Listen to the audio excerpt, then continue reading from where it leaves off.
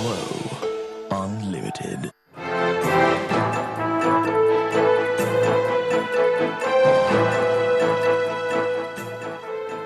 Welcome back to the news at 10. The commemoration of the annulment of the June 12 election affords many the opportunity to reflect on Nigeria's democratic journey. The question in several minds bordered on how well leaders have done towards the people's welfare and the ideals Chief Abiola stood for. At a forum in Lagos, Governor Akinwumi Ambode joined other prominent pro-democracy activists to demand the entrenchment of true federalism. Our correspondent Kelvin Obete reports. This symposium, organized by the Lagos State Political and Legislative Powers Bureau in collaboration with the June 12 Coalition of Democratic Formations, represents a platform where thoughts and lessons on the annulment of the June 12, 1993 presidential election are brought to bear.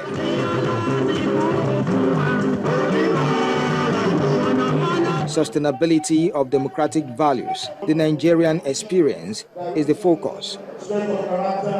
Sustainability of democratic values, the Nigerian experience, is the focus. One of the factors that will lead to the sustainability of this our democracy is to ensure that we inject full principles of federalism into this democracy, so that every state, every component unit can develop at its own pace, with its own resources, and make contributions to the center.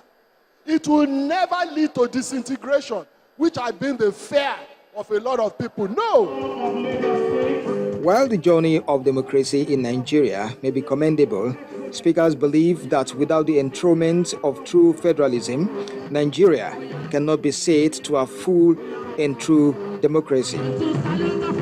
There are also opinions that the recognition of Chief MKO Abiola on June 12 as a national holiday is long overdue. Our victory will not be total except and unless and until June 12 is declared a National Democracy Day, so that we recognize the contribution that June 12 made to the political history of this country. To help us in celebrating June 12, that this day must be a national day. That perhaps throws a challenge to the governor of Lagos State, who promised to continue to expand the frontiers of democratic governance, prioritizing people's welfare. As we continue to nurture and sustain democratic governance, that we enhance and empower the well-being of our people. Considered globally as Nigeria's freest and fairest, the outcome of the June 12, 1993 presidential election continues to fire up hope in the hearts of Nigerians. The hope that one day Nigeria will attain a mature democracy. Kelvin Obetin, Channels Television News. Let's take a look at what's happening in business news. Adeshewa Josh joins us. First Bank. You first.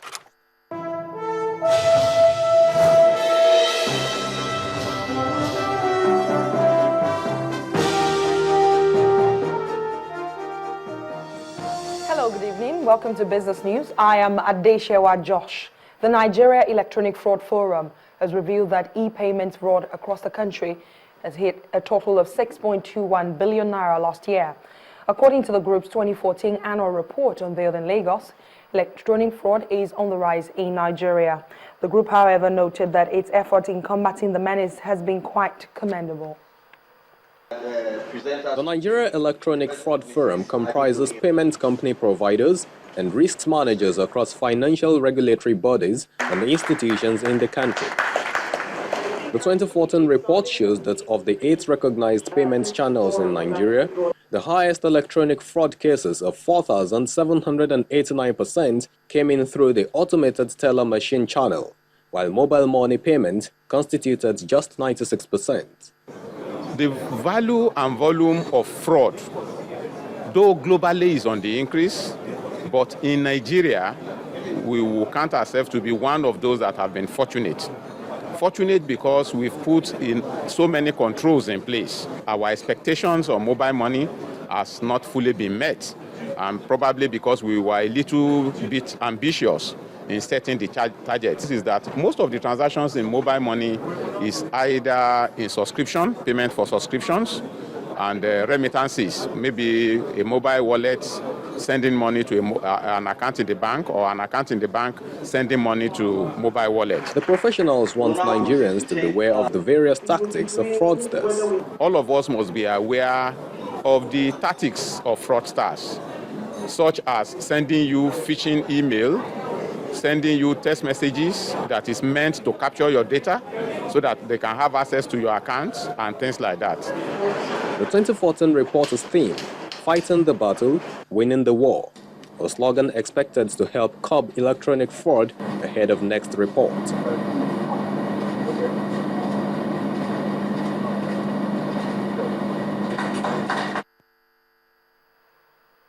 Nigeria Consumer Price Index for the month of May rises 0.3% to 9% from 8.7% in April. According to the National Bureau of Statistics, the upward trend is as a result of increase in the prices of fish, potatoes, yam, and meat. The Bureau explains that food prices edged higher in May as a result of the late onset of rain, which has pushed back the harvest season, coupled with higher cost of transportation and petrol scarcity. The core sub-index, according to the report, increased by 8.3% from the 7.7% recorded in April. The functions of the Infrastructure Concession Regulatory Commission in public-private partnership programs can help sustain ongoing projects under the country's new administration. And this is coming from the Chief Executive of the Infrastructure Bank, Adekunle Oyeloye. He argues that the due process followed in the approval of existing projects across the country is sufficient for the project's sustainability. Before now, we don't have what they call Infrastructure Regulatory and Concession Commission. We don't have it. Now we have it. Any PPP engagement with federal government has to pass through the ICRC process. And there's an SCRC Act, and there are certificates at every point that ICRC will need to give to the private sector that is partnering with government to deliver infrastructure. Once you go through that process, the issue of inconsistency does not come in. And you see, the Nigerian populace are growing increasingly aware of what government owes them. So where government cannot deliver that, and private sector now are engaging to deliver that, any government that attempts to change the course of that progress will also incur the wrath of the people. The bulls dominated the Nigerian equities market on the last trading day of the week as the all-share index inched up by 0.19%. Temple Ashaju has the details.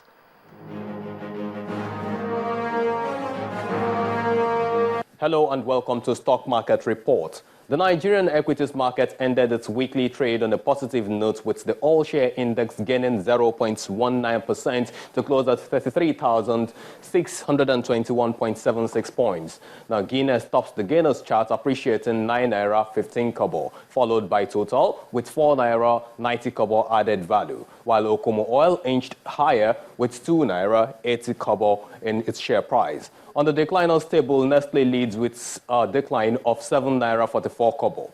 Unilever shed 50 kobo as NACO slipped by 27 kobo. Omatech topped the volume chart with 89 million shares. FBN Holdings traded 19 million units, while Transcorp ended the day with over 14 million shares in its record. At the close of trading, a total of 234 million shares valued at 3.7 billion naira were exchanged in 3,414 deals. And that ends the stock market report on Temple Ashaju.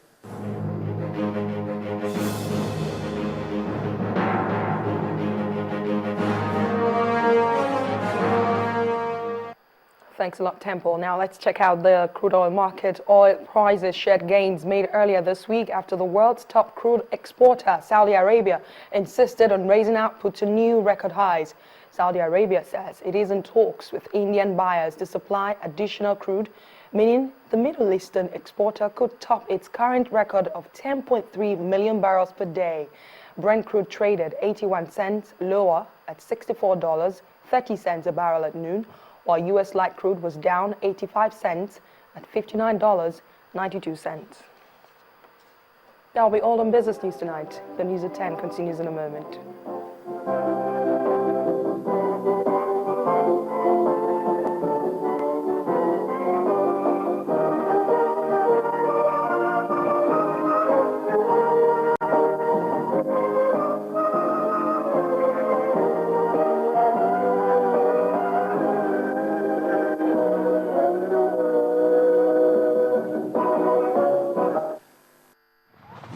First Bank. You first. Next on the news at 10, Nigeria table tennis players win 4 gold medals on final day of the IWTF World Junior Circuit in Egypt. And that's on sports. Do join us now.